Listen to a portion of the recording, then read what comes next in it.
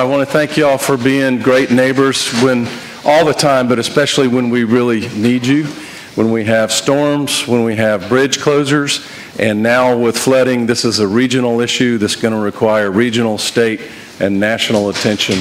So I look forward to working with y'all in the future, and thank you for having me. Yeah, appreciate it. Thank you, Will.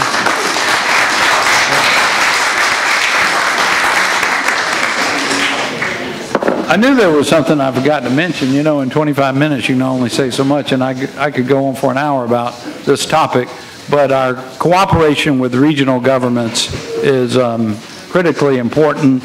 The Council of Governments will be taking up the issue of stormwater regulations, not just for the city, but for the whole region.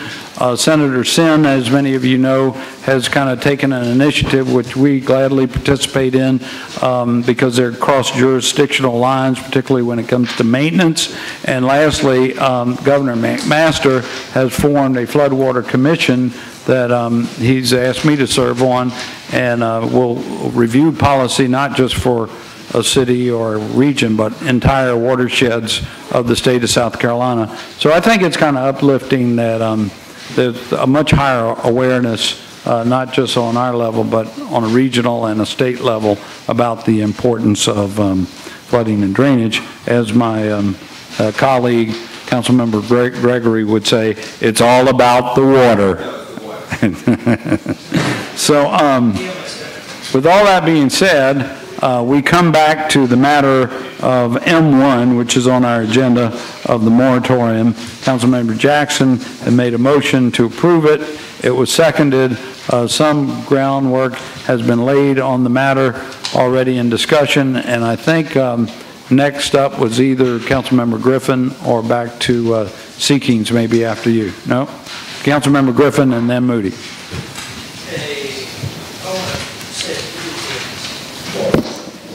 Catch back up real quick.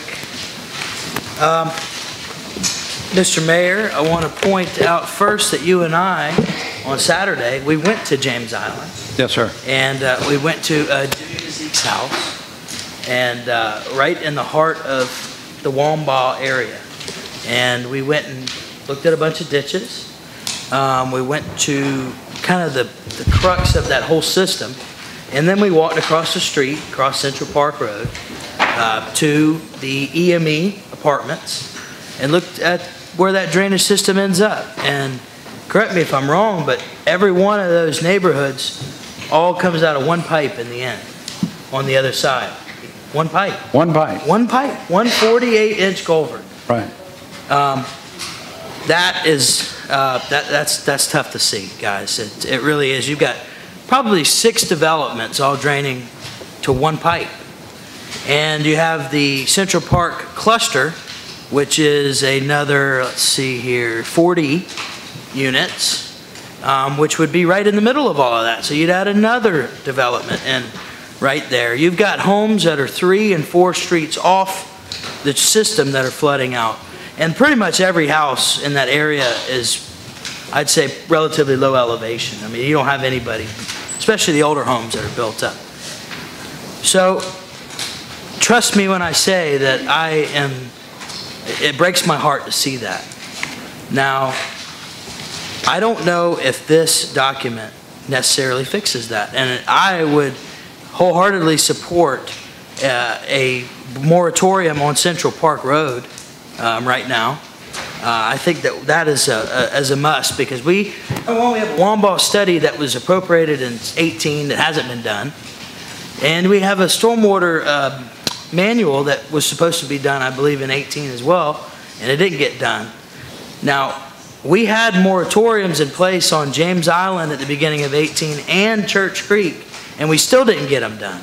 So what makes me think that this moratorium is going to be any different? I don't know the answer to that question.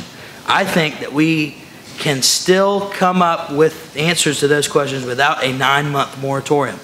Now, if we want to come back and look at this thing and maybe come up with some sort of compromise, 3 months, maybe 6 at the most, but to give somebody 9 months to finish something that was supposed to be done last year, don't think that's right. Now, when you look at this thing too, you have a ton of exceptions, and that to me is scary, because any good developer is going to find a way around it. They're going to find an exception, and we're going to be having arguments with our legal counsel back and forth over whether they're in the moratorium, whether they're not in the moratorium. That, to me, is an area of concern. Church Creek. We based a lot of this document around Church Creek. We passed the Church Creek regulations only a couple of months ago, and we don't even know if they work yet. I mean, I'm just being honest. I represent Church Creek, and so do a few other council members, but we definitely came up with some strict regulations that are probably going to work. However, we haven't had any development since we put them into place. The first project is upcoming, a Harris Teeter, which is going to be coming to the Bees Ferry Road in Grand Oaks.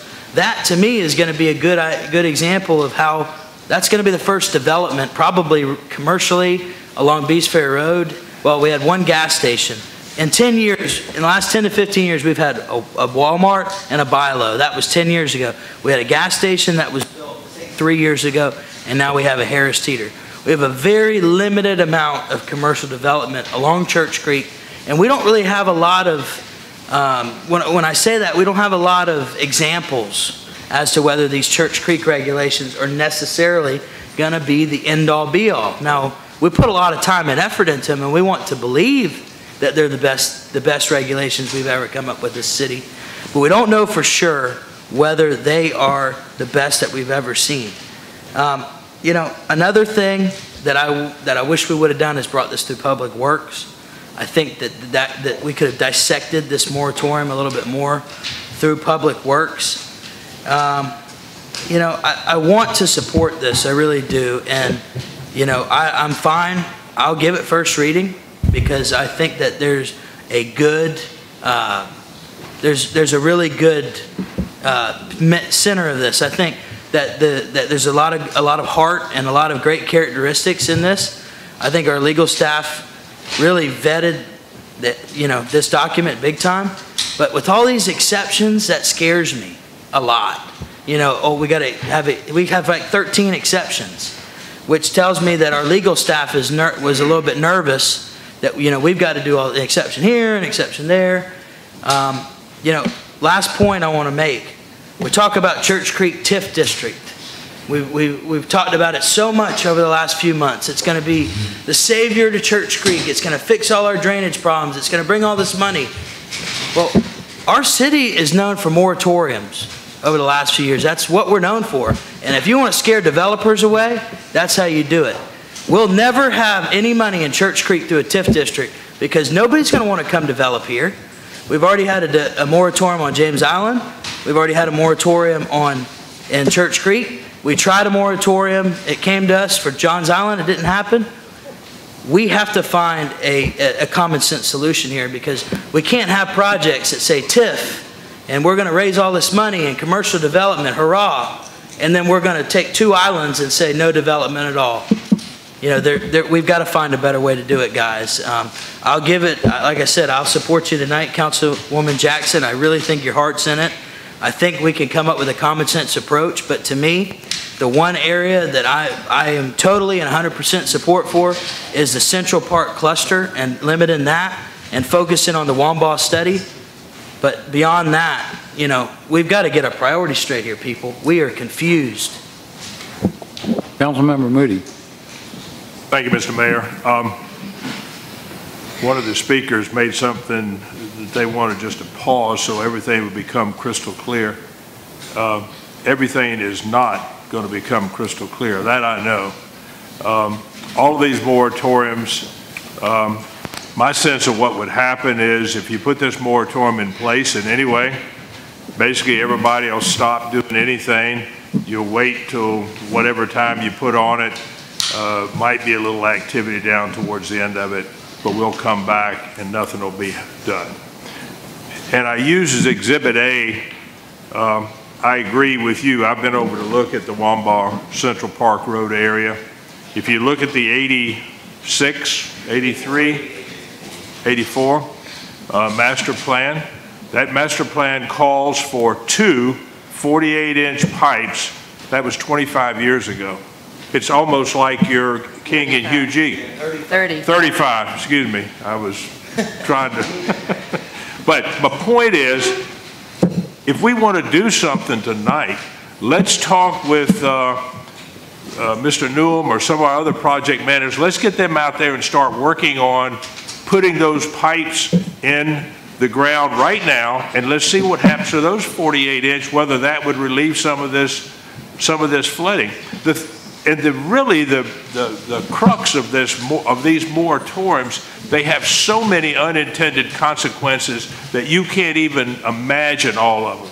And I say that if we said tomorrow we want to go out, if we passed a moratorium tonight, we want to go out and put those two 48-inch pipes in that district, it would be prohibited under this moratorium. I mean, that's the kind of nuts and stuff that goes on. I mean, last meeting in December, I think it was December, or maybe it was the early one in January, we accepted land for the North Pitchfork on Johns Island. And at the same time, we give a development agreement to the property owner there, and then we come in and say a moratorium on everything else around them.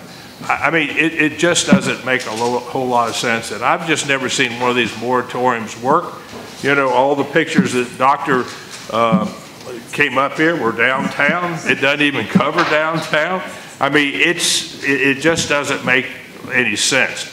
I mean, we've had a stormwater department that's had an aversion to submerged pipes. Those submerged pipes work great on Daniel Island. I mean, there's no flooding over there, but we can't have them anywhere else in the city. I mean, this is some great technology. Ditches fill up, they become clogged. You have to have drainage easements. You have to have all that stuff. You put that pipe in, it's submerged, it'll water. If you need to clean it out, you blow it out, and it just keeps running. If we put those two 48-inch pipes over on Central Park Road and maybe put a couple backflow or check valves in those to keep the tide from coming in, at least when the tide went out, all that water would drain out. It would give a lot of relief to that area, just those pipes. So I'm not, all that moratorium does is just says, okay, don't bother me for 6 months. I want us to start tomorrow to figure out how to work on Wambo, and I've talked with Councilmember Gregory about walking that. I think I know a little bit about it. I did walk with him and some of the residents over there on the Marlboro area, but I think we can get that fixed. But anyway, I think I've pretty much covered the points that I wanted to make. I'm not going to be supporting first reading on a moratorium on this project. Councilmember Jackson. Thank you. Thank you, Council Members Griffin and Moody. I do have more to say that's a little more overarching, but just in terms of, I think the point that you had made, Councilmember Griffin, about we've had a moratorium on James Island and nothing happened. We did have a moratorium on James Island, and it was for the purpose of adopting the Folly Road overlay for development. So it really had nothing to do with flooding controls or anything to do with drainage. It was purely to get our zoning in sync with the county and the town of James Island. So I just want to make that point so that the public is not confused about that. And also, two things, Mr. Moody, Councilmember Moody. First of all, if we tried to improve the system that runs water away from Central Park, that wouldn't be a timeout in this temporary moratorium. This is for the purpose of issuing a development permit or approval. So I really, don't think we should be confusing people who have a hard enough time following along what we're trying to do. So with due respect, I think that's not the intent of this ordinance, and it's not an unintended consequence of this ordinance. And as far as the exceptions are concerned, there's really three main exceptions. The other ones are just obvious, that for things that are already permitted, we're not stopping them. For things that are not relevant to development, where we're changing zoning boundary lines and zoning map amendments and zoning text amendments, I mean, those are basically standard exceptions for anything like this. I trusted the legal and the planning department to put in the kinds of things that they knew would be defensible in a document that is, there's no question, it's controversial. No one likes to think that we've got to take a course correction or something that calls a halt to the progress, as our building and real estate industry has known it to be a very good path for them for the last 35 years of developing on James and Johns Island in ways that, we would not want to stop the growth that Charleston has experienced, because it means we have a healthy economy, it means we have jobs for people, it means we have new people moving in to populate our city for the future. I mean, this is my grandson. He's like the future that I'm going for here. He lives on James Island. He's a resident of Councilmember Gregory's District 6. He lives in front of one of the biggest canal ditches that drains to where you were just talking about, Councilmember Griffin. And, his parents, they stretched themselves thin to buy a really good house for their their lifestyle and their family future, but they can't afford to worry about water. So I'm here because my family's invested in the future, and that's really the motivation for me.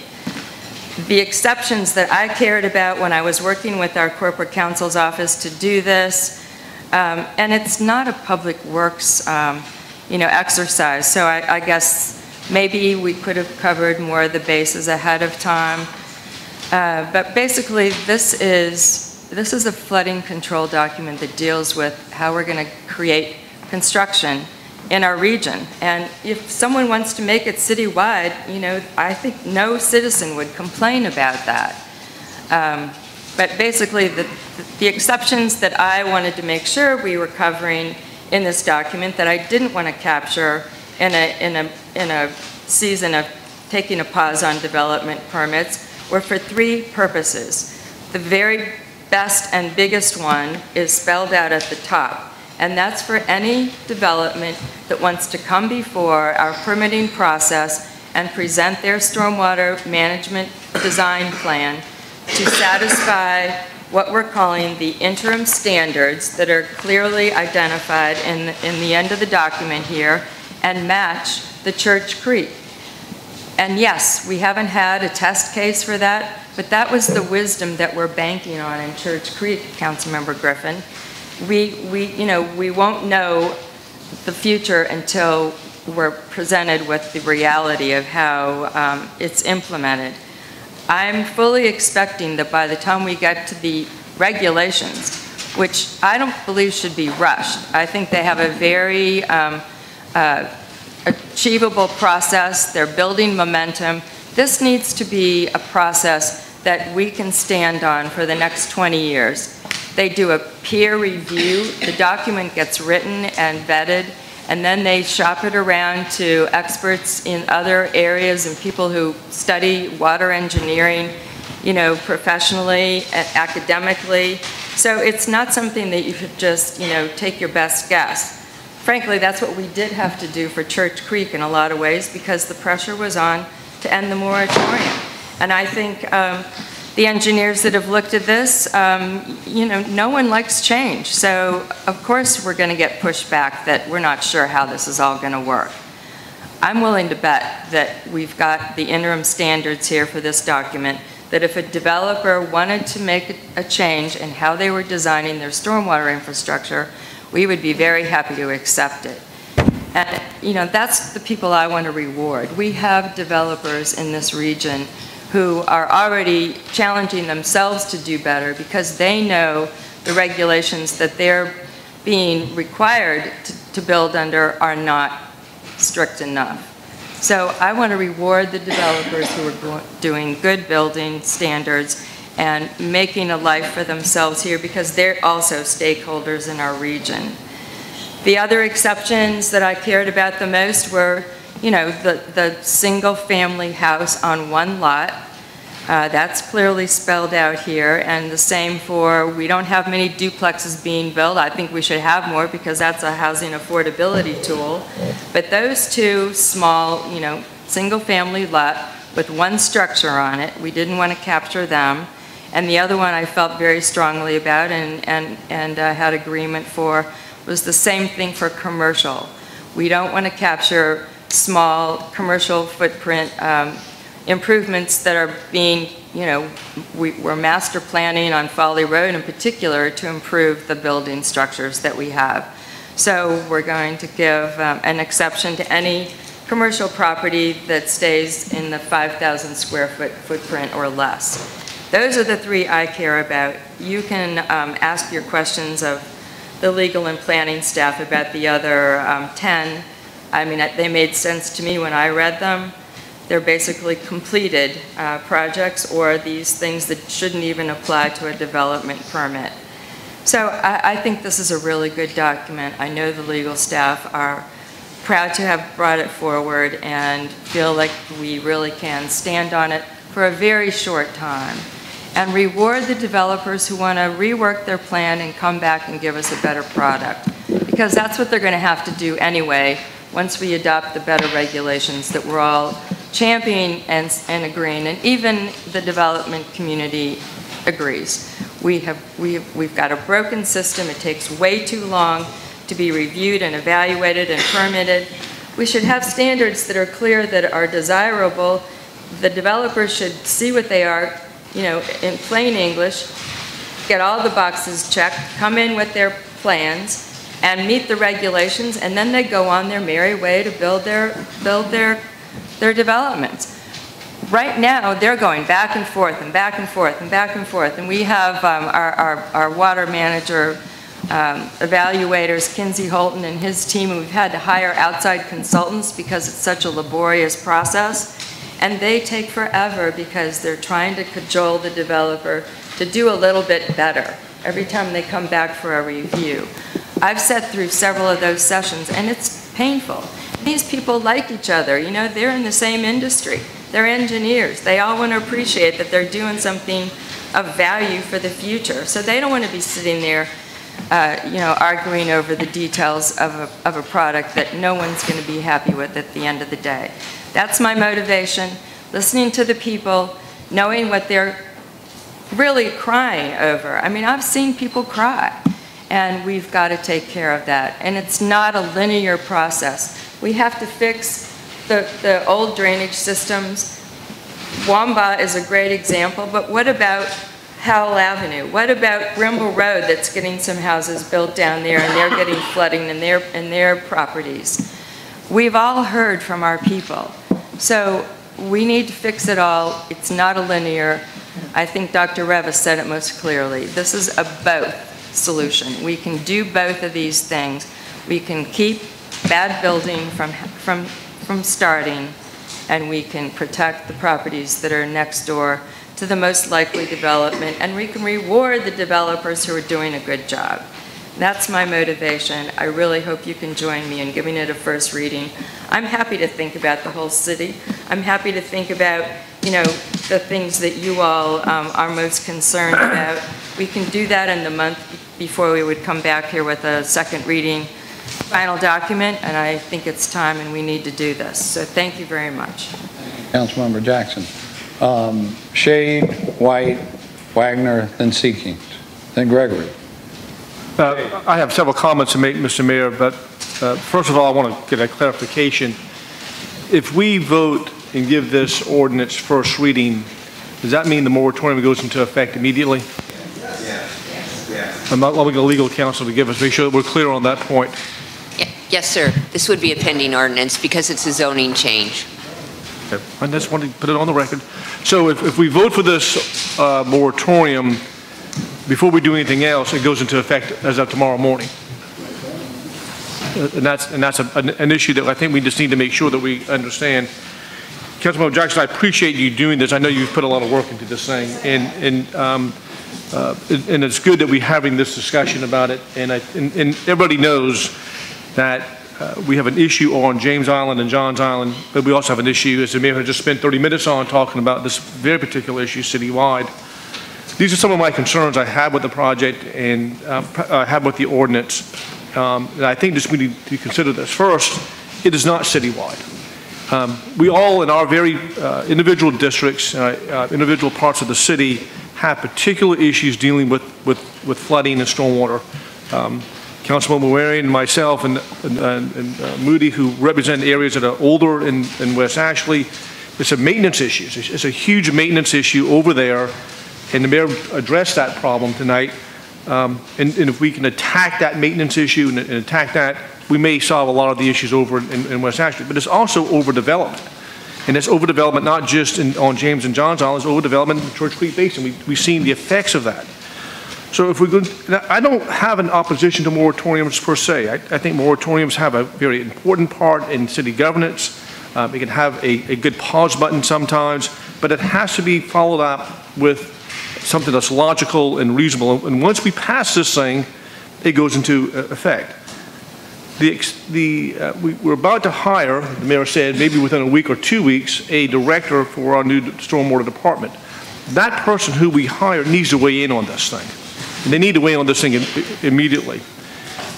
Councilmember Griffin to my left mentioned that this thing should have probably gone to the committee that I serve on with Councilmember Waring as chairman on our public works and utilities, because I think this is something we need to dissect, and particularly this is what I'm concerned with. It's not the number of exceptions, but it is the relationship of the exceptions to the moratorium. Now, if you develop something, and that something that you develop creates a runoff problem, what is the correlation between exception number 1, applications for a development permit or approval in compliance with section 54975? What does that have, what correlation is that to not have an impact on flooding or stormwater runoff? I don't know the answer to that question. And I can go through each one of these 13 exceptions that give me pause, because I want this moratorium to take effect, and I want it to be effective. But if you pass this thing as written with these 13 exceptions, I'm not sure how that exception is going to affect the stormwater runoff, how it's going to affect flooding. By allowing an application to go forward under number 13, for example, how does that not affect flooding? I don't know the answer to that question. And that's something I think that should have been brought up into committee at some particular point. What I'd like to do with this is to take this and put it into our public works and have it deferred to that department so we can study this a little bit more and understand it a little bit. I've read this thing 3 or 4 times. Honestly, I'm having a hard time comprehending all of it, right, frankly. And I'm a lawyer. I read ordinances and statutes all the time, and I'm trying to understand and get my hands around this. We've got a problem that we've got to address, and Councilmember Jackson should be patted on the back and applauded for what she's doing here and having this discussion. And I really want to support this ordinance, but those are my concerns as to how the exceptions apply to the effect that we're trying to avoid. And I don't know the answer to that question, and those are my huge concerns. Councilmember White. So I think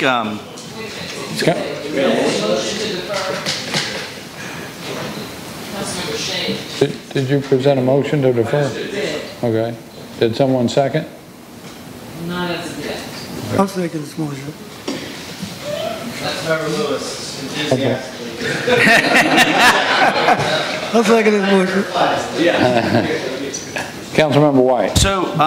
I just a couple of brief comments. The one thing I do have a challenge, and I've had challenges every time we use the word moratorium, and because it's the process. We go through this process of putting together a moratorium, we put it out there, and then 6-8 months as it expires, we come back, and yet we've not gotten where we need to get. And so what do? Well, let's get another 3 months. But 3 months, we're going to have it ready to go.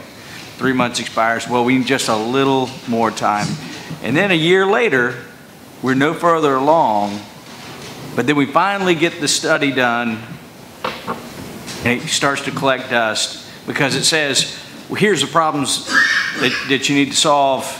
It's going to cost you $150 million to do it.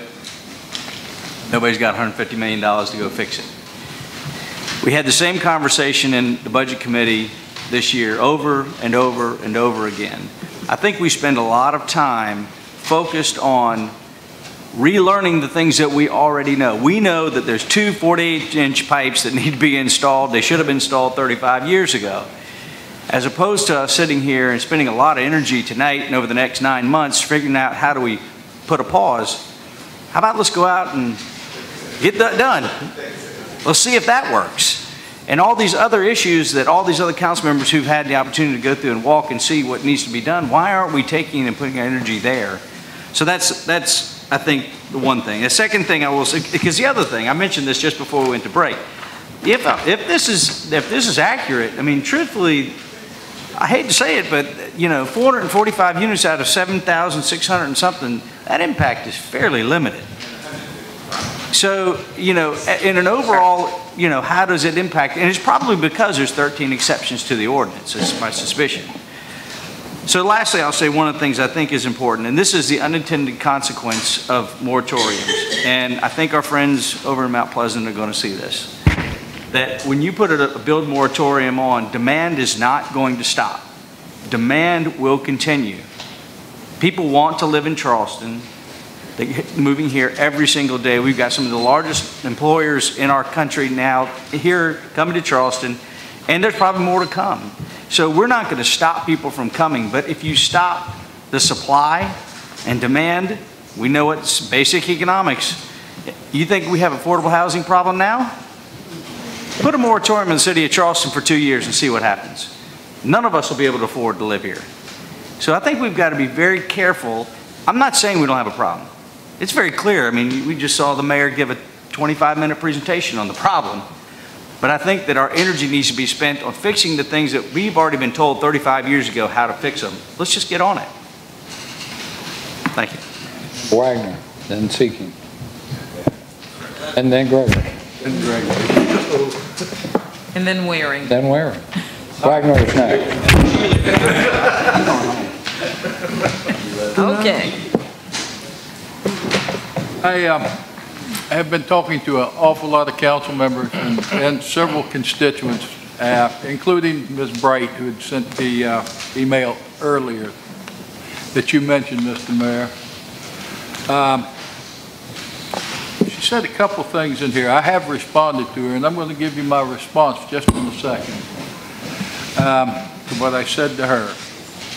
She says in here that we are completing, the city of Charleston is completing a suite of studies that's going to give us an updated inventory of all our drainage systems and maintenance, identification of flood risk areas on the islands, and an update to the stormwater regulations.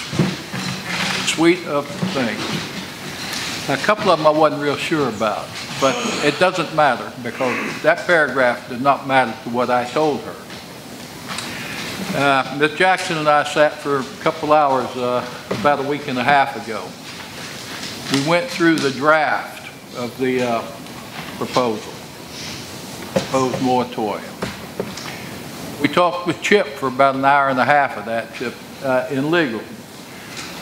There were some weasel words in there which we pointed out and they were taken out as contemplated as opposed to this is going to happen. That type of words that I kind of had a problem with. I told Ms. Jackson at that time I would not only vote for it, I would try and get the other council members to vote with me, at which time I was very surprised because they said, what, are you crazy? And you know what, in a way they're right. But we asked for, or what I asked for at that time was, out here your exception in accordance with 54-123. Okay, what's that? How many of y'all have all of the planning regs in front of you? How many of you got 54? Can you even pull it up in total on the internet? And the answer is, I bet none. And no, I could not pull it up in total on the internet. But maybe I'm not bright enough. I'm probably not. I'm not a lawyer. I count. Now, the second thing occurred this evening that bothered me, and Councilmember White was very, very sharp to see it. We have on this piece of paper that was handed out, and it says the ones in yellow are the only ones going to be affected. There are 7,649 units, of which 1,378 are on James Island, 150 units of which are, according to the paper that was handed out, to be affected by the moratorium. So, with a little simple math, you can figure out that only 2 of 33 items on Johns Island are affected, which means that's 295 units out of 6,272. Real minor impact. Now, the problem I have is, just by listening to the people tonight, if that is all the units that are going to be affected, the current existing homes are not really talked about in here. It's not going to be the be-all, fix-all that I think the people are anticipating after listening to, what, 30 or so of them tonight. However, I will stand by my words that I wrote to this lovely lady today, and because I'm very fond of that particular organization, because I think they're doing the right stuff on Johns Island. So if you will indulge me about 3 paragraphs here, I'm going to read you my response and my rationale for the response. If you got any questions, I'll be glad to answer mine too. But, dear Nancy, it is my opinion a very weak this is a very weak document which will not do what is being advertised to do, which is be the fix-all for everything on that island. That was what I was talking about. It needs to have some teeth added to be effective. It is based on a new document which has not even been written yet. Sustainability rules and their new rules. It has no stated purpose. Usually a moratorium is to do A, to do B, to do C. Church Creek was that way. The one on Johns Island was stated to be fixed transportation. Well, that was pretty easy, and Coastal Conservation and a whole lot of groups on Johns Island were against it, if you guys will remember that. Now, the citizens of Johns Island will see no difference in what is happening from what I have seen thus far. And that's very true, I believe, based on the document that was provided tonight. Having said that, I feel I made you a promise of a pause last year. I will support first reading of the moratorium at the meeting tonight. I stated publicly on television last year that we needed to have a, quote, pause in development on Johns Island. That statement was not supported as sufficient by the president of your organization at that time. He thought I was supposed to be meaner and nastier. That was right after we'd left your office that day and mentioned the word moratorium, and nobody had seen it, sir. All right. Therefore, that statement was not supported as sufficient by the president of your organization. I feel that I made Johns Island citizens a promise. The item was deferred last year, but was never brought back up at council. It just died. There needs to be a pause with reasonable expectations of a plausible and probable action is needed. I plan to support first reading. I am hoping that council can get the moratorium strengthened to where we can have both increased enforcement actions and a definitive end result identified based on the current ordinance. I'm at the end now, hang on. So, now, City of Charleston staff efforts that you identified in paragraph 3, which I'd read to you guys previously, states a suite of studies or recently identified new initiatives. The area has been flooded by 100-year events almost annually during the past 4 years, when we showed tonight 3 years in a row, without positive actions or studies. No action. Dr. Dunson has been talking to council for almost 3 years about the sea rise and its effects. proposed moratorium document we have looks to be weak to me, but it is time that we again try to start somewhere. I look forward to seeing you at tonight's meeting. And that's it. Love and kisses, Mark. Do I believe that the entire city should be involved? Yeah, that was my first thought. If we're going to do this, and I think Carol and I talked about that day, why not the whole city? Why just the islands? Because the rest of the city's flooding too. You pointed that out very nicely tonight. And it has been for a long time. The two issues that we're talking about here are Wamba and Barbary Woods, both of which had been previously identified. We allowed development. The city had previously done the development. You know, we're partially unknowingly part of the problem.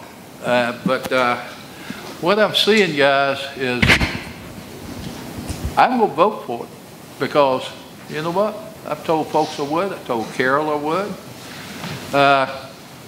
Had I had some of the stuff I've seen tonight, made the same promises? I don't know. But, you know, my heart is not as hard into it as it was because of what I saw, what I heard, what I've been listening to tonight.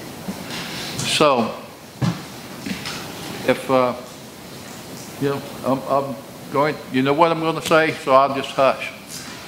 Thank you. Thank you. Councilmember Seeking. Thank you, Mr. Mayor. I'll be brief. I don't, it's been one crazy day. I haven't seen a lot of things. I don't believe that anyone who got up here and spoke tonight really wants, as an end-all to end-all, is a moratorium. What they want is a stormwater director. They want stormwater regulations. They want clean ditches. They want less slab-on-grade construction. They want plans. They want action, all those things. So we can give it to them. And embedded in this document, which is hard to read, lawyer or not, I mean, there's a lot of things, there's exceptions, but embedded in this document is actually interim standards for stormwater systems and facilities. I don't understand why we can't send this to our Public Works Department, why we can't get our own engineering team in here, go look at these interim standards and see if we can put them in place while we're putting together and getting a new stormwater director and getting new regs put together. I mean, I don't understand why the first 7 pages, it's right here on page 8 is where this all really has some teeth. So, you know, I don't know. I mean, I think that we haven't heard from an engineer tonight, not one from internally about this. We haven't heard from our planning director. There's so many things that we need to be thinking about when we're going to make pronouncements about what we're going to do in an entire city of 200 square miles and now just a couple square miles and, you know, all these regs we seem to like. I'd like to see some action. I'd like to see some base for doing it. I'd like to see a new stormwater director, which Mayor says is coming, new regs in the interim. I don't know if these regs work or not, but let's do something. I don't see that in 9 months from now why we can't have done all those things anyway. So my vote is to go do something. I agree with Councilmember White. I think the unintended consequences here are going to be huge, and we can do better. Not that this isn't a good idea to think about this, but if you go from page 8 forward and start doing some stuff, I think we put ourselves in a heck of a lot better position than we are right now. So that would kind of be my direction. I don't know if that's, I don't know where that puts us. But. No, it's Gregory. Well, it was Gregory, then Waring, then Shealy. And then me. Okay, well, we didn't see him. Mayor. Okay. Thank you. Everybody has to speak before we come back. And I too want to thank Councilwoman Jackson for all of her work, and I appreciate it. And flooding's obviously a huge, huge concern. With the way we have this written, we have it written that we're going to put a moratorium on flood zone A, well, V and A, but the big hits flood zone A is where we're going to hit it. We heard earlier, flood zones don't account for stormwater runoff. So we're going to build in B, C, and X. We're going to build like crazy there because we can't build in A, and we got runoff coming out of B, C, and X, okay, out of those flood zones. So I'm not sure that we've got it right there, but I know that in the past, moratoriums have been more specific, the Church Creek Basin area. what we're doing, we're saying, okay, all flood zone A areas, there's some flood zone A areas that do not have flooding issues and aren't causing flooding issues right now. And there's unintended consequences by stopping building in those areas, both for James Island and Johns Island. If we were talking about a moratorium for Barberry, for Central Park, for Wamba, you know, those specific areas, then I think we've got something there. But to just have a moratorium for flood zone A and flood zone V, I just can't wrap my head around that with the unintended consequences that would come from that moratorium. So. Member Waring, and then Lewis. It's Gregory and then Waring. Okay. First of all, I'd like to thank my fellow council members and the mayor for visiting Laurel Park in Marlboro. I mean, a place that we've been talking about now, Dr. Rivas, in terms of problems since 2015 or so. And I'd also like to applaud Councilwoman Jackson for her efforts. If you look at the James Island list, none of these properties are in District 12, which is the district that Councilwoman Jackson represents. All these are in District 6, my district. So again, I thank my fellow colleagues for walking the site with me and to finally realize that we've got to do something. And I don't think a moratorium is the answer. This is not the first time that Councilwoman Jackson has heard me say that, or my neighborhoods, because I tend to be very transparent. What I do think we have to do is to stop talking about this issue. We've been talking about this issue since 2015. Mr. Myers, we've walked Laurel Park when it was underwater, and it does appear as though it's neglected maintenance issues. We don't need a moratorium to tell us that we should upsize the pipe. We don't need a moratorium for that. I think the suggestion that this should have gone to our Public Services Committee was a good one, particularly as they go over this year's stormwater budget. Now's the time for us to start talking about appropriating dollars to fix the Central Park Wamba watershed. I'm tired of talking about this. I really am. And I think it's time for this city to take action. No different than what we did on Hugie Street. We got enough interest, we got the 7 votes, and we got it done. Central Park is a safety hazard for the residents in that area. No different than Hugie Street. 35 years ago, we knew what we had to do, and we've done absolutely nothing over there. Now, that's not to say, Mayor and Council, that our stormwater folks have not been to Marlboro maybe over 10, 12 times with us, looking at the issues, some of which I think we were able to resolve as a result of the city's interest and input. So under no circumstances am I attempting to say at all that our folks have not been responsive when they can. But I think it's time for this body to give staff direction to fix the problem. Let's stop talking about it. These studies are great, but we already know what we have to do. We don't need a study to tell us that. And under no circumstances am I saying that we should discontinue studies. But where it's obvious, where it's just maintenance and updating, let's do it. The value of people's property are at stake. We cannot continue to sit and kick this can down the road on James Island. Think about how much dollars we've spent on the peninsula for drainage. Think about how much dollars we've spent West Ashley on drainage. And tell me how much we've spent on drainage, I mean the city, for James Island, since I've been sitting here. It is time for us to take action. I am tired of the studies when we know what the problem is, folks. And in all due respect to Councilmember Jackson, I appreciate you bringing this dialogue to this floor and to this body. I really appreciate it, and I applaud you for it. You and I just don't agree on the approach, and we've been talking about this even while this has been being drafted. I hope that my fellow colleagues will send this to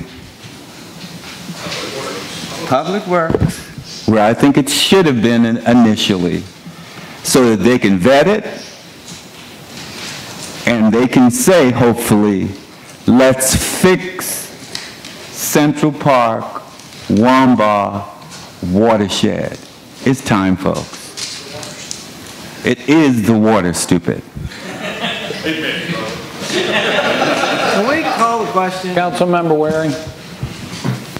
No, Thank you, Mr. Mayor. Mr. Mayor, I want to thank Dr. Rivers, because Dr. Rivers came to this meeting in December, and she thanked us graciously for appropriating the money in the 2018 budget. We did that in the 17 for the 18 budget for the study for the Central Park Wamba drainage basin. And of course, we didn't do that all last year. When I say we, I'm not talking about you only, I'm talking all of us. We didn't do that. And I wanted to apologize to you for that, because that should have been done. And it's not only the mayor's fault, it's all of our fault. All 12 people seated here. And of course, the mayor has responsibility also. This city was lucky. Under the mayor and this council, we've probably are in the position of addressing more cleaning, drainage that has been done, I would say, and paying for it in the last, maintenance in the last 20 years. When I say we were lucky, after Hugo, we really didn't have any major hits from hurricanes. We didn't have 1,000-year rain events. But within the last 5 years, I can recount the storms, you can too, but literally we have been swimming with our trunks off. And when all those rain events hit the city, we found out, my goodness, it's just not downtown. It's just not in Mike Seeking's district. It really is all over. So now, in the State of the Union, but State of the City address, there were 3 projects in there, Council Lady Jackson, that came through Public Works.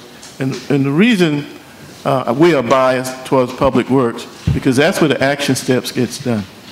Okay? You got a problem, it comes to Public Works, and you'll find that the people in our planning department and the people in our engineering department oftentimes will pull out that 1984 study that you hear us referring to. There are answers in that study.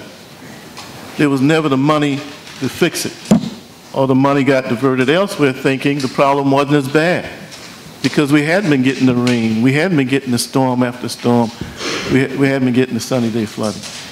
I spoke to Councilwoman Jackson after you spoke in December. I also spoke to Councilman Gregory as well as Councilman Moody, who all have responsibilities on James Island specifically, but we all do collectively. And I said, we got to do something about that. And if we need to do a moratorium on that, I'm willing to vote for a moratorium on Central Park, Wambach. When it came back, I think it had 10 different drainage basins in it, but I have the experience of serving through the Church Creek. It started out 6 months. It got expanded 3 months. It got extended another 3 months, as Councilman White said, and then our staff asked for 6 months. Yeah. Ended up being 15 months, and they wanted more time. And when we said no more time, the work got done. So in this budget, we've appropriated more monies for cleaning, but we got to get better at that. And the mayor's getting better at that, the council's getting better at that, and we got to hire more people and include the private sector. One of the failings of this moratorium is the private sector is pretty much left out of this. When I mean private sector engineering firms, what would they have to say about this, about some action steps that would may not make this as necessary? And when we do a study, you know where we go to get the answers? It's private sector firms. We put out an RFQ, and we have private firms come in. They come and do a study, and they give us the answers, okay? So in this process, we've left them out. So I would not support the entire moratorium. It's amazing all the flooding that we've seen, in particular on the peninsula. I asked my colleague, Mr. Seekings, how many moratoriums have we had on the peninsula? Because every time we have flooding, the cameras run to the battery, right? Hadn't had one. But I'll tell you what, through these problems, you saw the mayor show those check valves. All those were answers because of somebody in a neighborhood having flooding, coming with you and your neighbors, as you did, to say, we got a problem we need to fix. We know, Councilman Gregory said it beautifully, we know what the problems are. We need the action steps, and I would dare say that if this were brought to Public Works, not only you see action steps, I think you see some money in particular, because virtually every problem out there is a clean ditch, an unclogged pipe, or a larger pipe. Those problems out there is not a pump station, won't be a pump station. Probably not, most probably not. And the most cost-effective way to fix any drainage problem is with an open ditch, a pipe that's unclogged, or a pipe that's properly sized. And right now, we know we have those problems all over the city.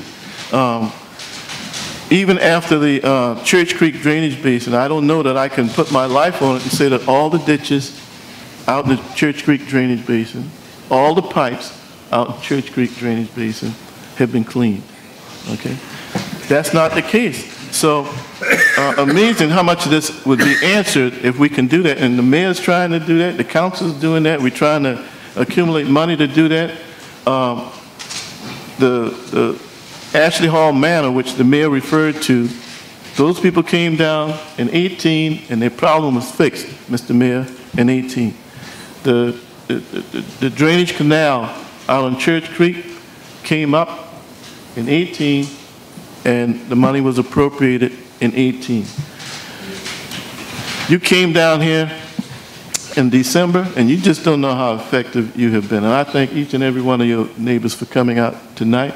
But the action steps are in that Public Works Committee where the money gets appropriate and the engineers come in with the how-to and eventually gets bidded out and fixed, get in place. So I would recommend that it comes to the Public Works Committee and we engage the private sector and not elbow them out of the process. Thank you, Mr. Mayor. Thank you very much. Would anyone else like to be heard before I give a wrap-up to Councilmember Jackson? Councilmember Lewis. I'd just like to say I do agree with Councilmember Waring, because we've been talking about Hughes Street.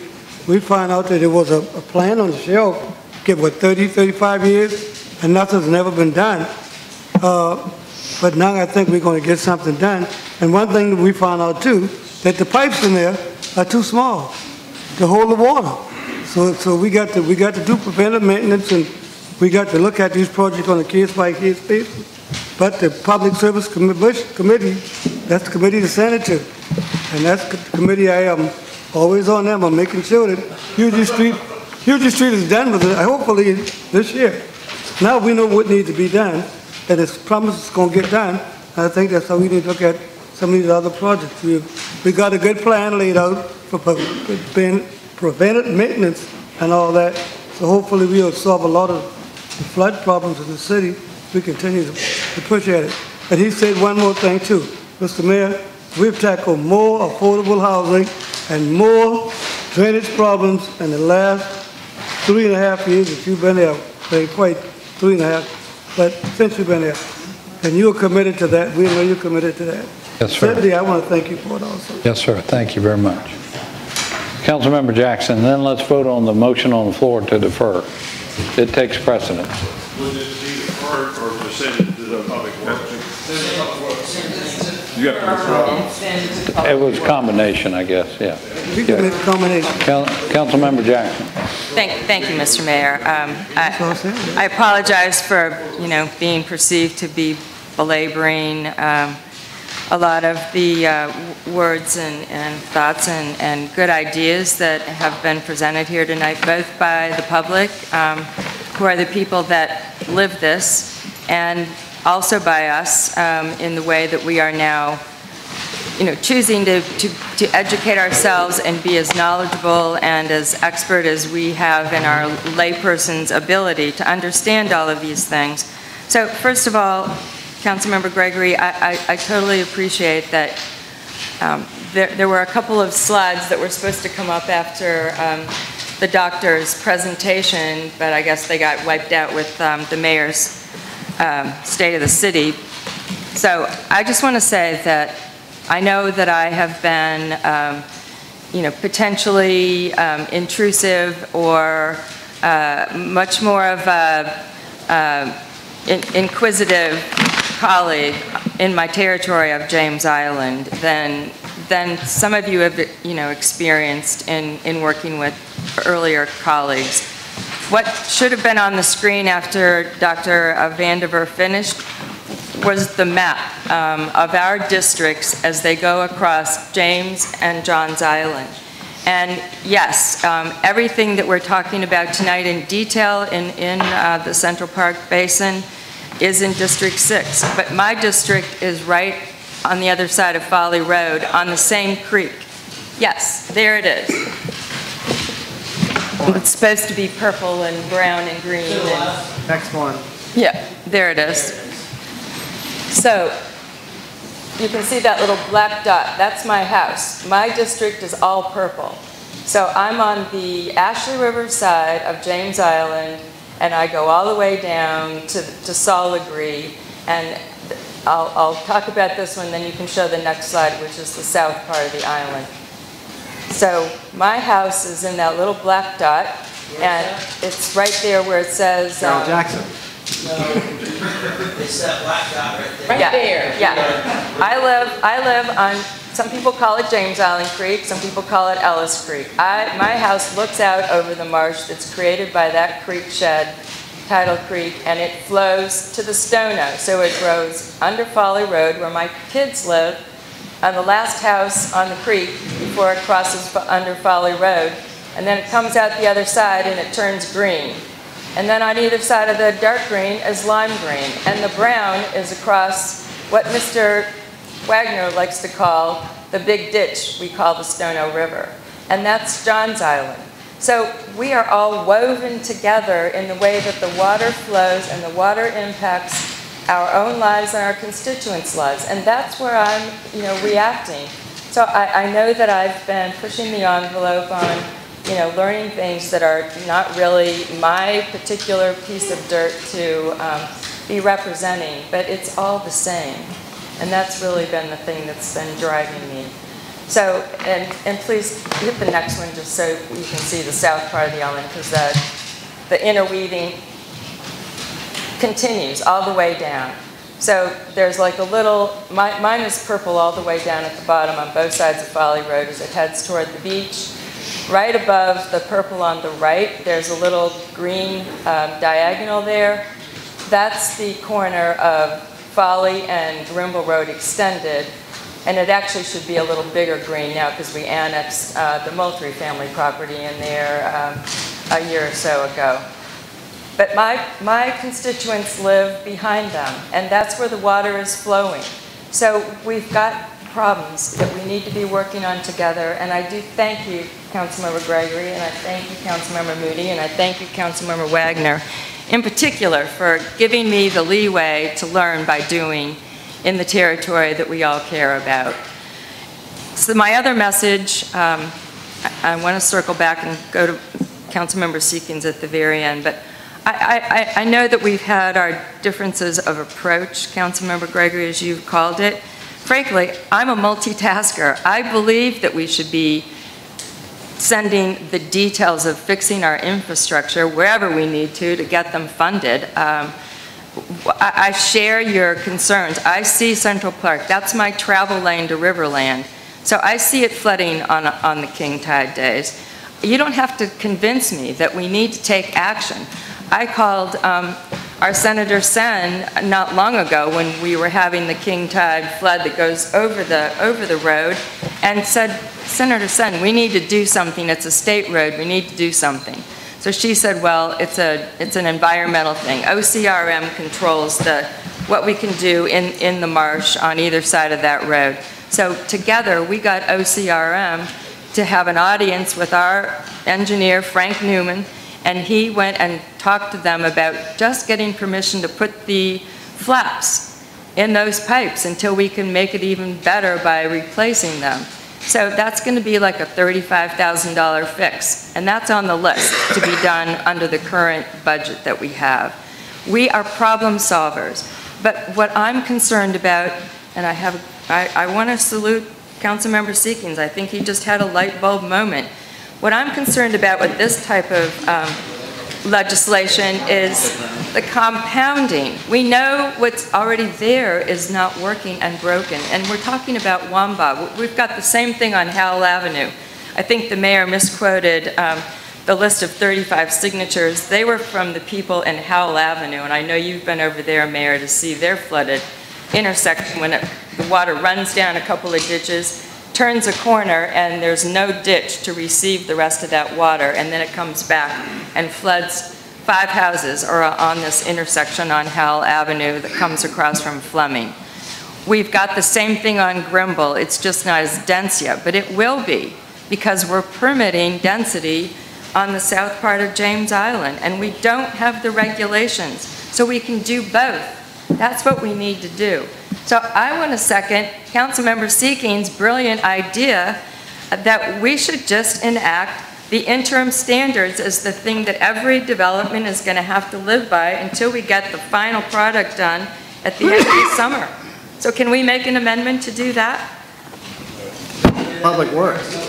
Send it to Public Works. All right, then I will support on the basis of making that change to the goal for this whole process was to have regulations that are better protection for the existing neighborhoods and the existing properties where people live and pay taxes in the face of having new development put in their area, in their contiguous and surrounding area.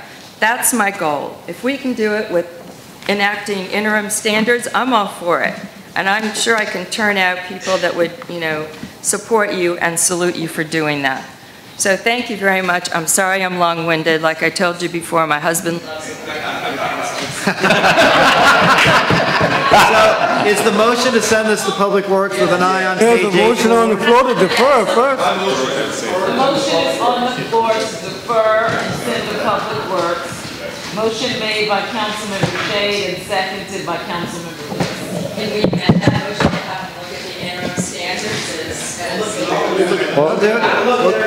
We'll direct them to do it. Well, they're in there already, so if you just send it there with this charge, I believe. I just really quickly comment. I mean, I don't want to vote for a deferral and sort of get people thinking we're still thinking about this moratorium. I would like to vote to send this to Public Works to review what's in here, particularly what's embedded in here in the standards, but that this isn't going to come back again for debate on a moratorium. I'm done debating. It wouldn't need to. Right. It wouldn't need to. If the standards get passed temporarily. That would be fine. they would be in effect, and they would be in effect citywide and not just for a particular area, which I think many of y'all have made that point, which makes a lot of sense to me. If it's good for the goose, it's good for the gander, right? I'm grateful that you had that brilliant idea, Councilman. Thank you. All right. One issue that I just wanted you all to clarify when you send it, there's really no case law on when the pending ordinance doctrine absolutely begins to apply. You may want to clarify that you intended either to apply or not to apply when you send it. That's what I understand you demand, but I'm going to get the questions, and I'd rather you guys make that decision than me. Thank you. Thank you. What was that again? He wants to make sure we make it clear as we send this back to Public Works that we're not enacting a moratorium. Right, That we're sending this with no action on the moratorium, we're sending it to Public Works for discussion, debate, and consideration of all of this, including what's embedded in terms of standards. At their next meeting. Correct. Does that sound like a motion? That's my motion. That's your motion. We had a second. All in favor say aye. Aye. Any opposed? The ayes have it. Is there any further business come before this body tonight? We stand adjourned.